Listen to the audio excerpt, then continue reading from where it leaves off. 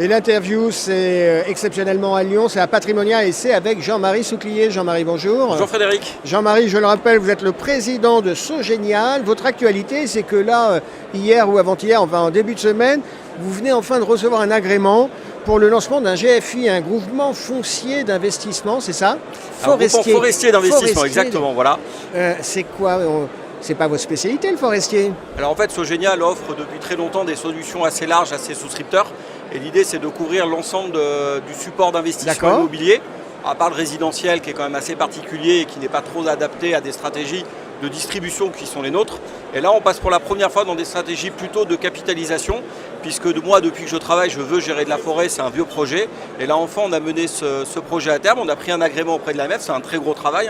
Ça nous a pris 1 an et demi de prendre un agrément et de faire agréer une nouvelle corde à l'orgue à notre arc, exactement. Concrètement, vous avez déjà une idée des actifs qu'on va rentrer? Alors, on a déjà des forêts qui sont ciblées, qui sont on va dire, mises de côté en attente, parce que la forêt, c'est de l'investissement patrimonial de long terme, on va dire par excellence. On n'attend pas des rendements, on n'attend pas de la performance, on attend juste quelque chose qui, comme l'arbre, croît tout seul, et qui a du sens et qui est porteur de messages, parce qu'on agit vraiment sur la nature. La meilleure façon de protéger la forêt, c'est de la posséder, comme on dit chez nous. Et donc nous, on a déjà des forêts qui sont ciblées, on a des accords avec des vendeurs, et on attend, on va lancer la collecte la semaine prochaine, dès mardi. Dès mardi, dès la semaine prochaine, ça démarre. Dès la semaine prochaine, ça démarre, et dès qu'on aura les fonds, on va commencer à acheter des forêts pour nos porteurs de parts. Bon, c'est bien. C'est génial même. C'est une nouvelle aventure, ça, c'est excitant. C'est une très belle aventure parce qu'on est une des rares sociétés de gestion et peut-être la seule indépendante à proposer les 2 supports d'investissement grand public que sont la SCPI et le GFI et avoir une palette assez large d'investissement. Puis le GFI, ça a un avantage aussi, il n'y a pas que ça, mais ça a des intérêts fiscaux. Il y a une défiscalisation de 25% à l'entrée plafonnée dans les niches fiscales. Il y a une exonération d'IFI puisqu'il n'y a pas d'immeuble, c'est juste des terrains avec des arbres. Et puis il y a un avantage assez intéressant aussi pour la transmission aux enfants. On transmet un patrimoine vert, on transmet aux générations futures et on optimise la transmission à nos enfants. Jean-Marie, j'ai découvert récemment en lisant un rapport d'activité que dans une de vos SCPI, vous aviez des crèches. C'est une classe d'actifs un peu particulière, non? Je vous dis, on transmet à nos enfants, donc on peut aussi s'occuper des enfants en les hébergeant quand ils sont petits. C'est vrai que le marché des crèches est un marché qui se développe beaucoup en France, les crèches Montessori avec qui on travaille beaucoup, par exemple avec NeoKids ou d'autres crèches. Et c'est vrai nous c'est un support d'investissement qui nous plaît bien, c'est un bon support d'investissement, on est utile puisqu'on permet à ces crèches d'avoir des logements, d'avoir des locaux. Ça permet aux enfants d'avoir des crèches, aux parents de pouvoir travailler. C'est utile à la société, c'est utile à l'économie.